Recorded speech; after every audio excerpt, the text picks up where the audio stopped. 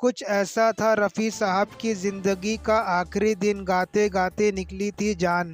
रफ़ी साहब जैसा फ़नकार कोई दूसरा न हो पाया।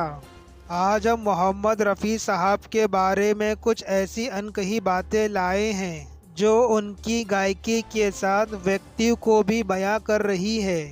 रफ़ी साहब के निधन के 8 साल बाद उनकी पत्नी बिल्किस रफ़ी ने एक इंटरव्यू दिया था। इसमें उन्होंने रफ़ी के बारे में कई खुलासे किए थे। बिल्किस की बड़ी बहन की शादी रफ़ी के बड़े भाई से हुई थी। उस समय बिल्किस 13 साल की थी और छठी क्लास के एग्ज़ाम दे रही थी। तभी उनकी बहन ने उनसे कहा कि कल रफ़ी से तुम्हारी शादी है। बिल्किस शादी का मतलब भी नहीं जानती थी। उस समय रफ़ी की उम्र 19 साल थी। रफ़ी अपनी पहली पत्नी से अलग हो गए थे। तब रफ़ी और बिल्किस की शादी कर दी गई थी। रफ़ी साहब 10 साल की उम्र से गा रहे थे, लेकिन उनकी पत्नी को म्यूज़िक में कोई इंटरेस्ट नहीं था। वो कभी रफ़ी के गाने नहीं सुनती थी। रफ़ी और उनकी पत्नी डोंगरी के एक चौल में रहा करते थे।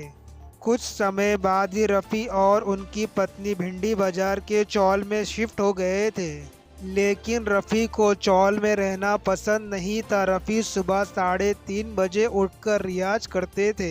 रियाज के लिए रफ़ी मरीन ड्राइव चलकर जाते थे, क्योंकि वो नहीं चाहते थे कि उनके रियाज की वजह से आसपास के लोगों की नींद खराब हो जाए। मरीन ड्राइव पर सुरैया का घर था। जब उन्होंने कई दिनों तक रफ़ी को रियाज करते हुए देखा तो उन्होंने पूछा कि वो यहाँ क्यों रियाज करते हैं। तब रफ़ी साहब ने अपनी परेशानी बताई। इसके बाद सुरैया ने अपने घर का एक कमरा रफ़ी को रियाज करने के लिए दे दिया था। रफ़ी साहब को जब काम मिलने लगा था तब उन्होंने कोलाबा में फ्लैट खरीद लिया था। यहाँ वो अपने 7 बच्चों के साथ रहते थे। रफ़ी साहब को पब्लिक सिटी बिल्कुल पसंद नहीं थी। वो जब भी किसी की शादी में जाते तो ड्राइवर से कहते थे कि यहाँ खड़े रहो। रफ़ी सीधे कपल्स के पास जाकर उन्हें बधाई देते थे और फिर अपनी कार में आ जाते थे। वो जरा देर भी शादी में नहीं रुकते थे। रफ़ी साहब ने कभी कोई इंटरव्यू नहीं दिया। उनके सभी इंटरव्यू उनके बड़े भाई अब्दुल अमीन हैंडल करते थे।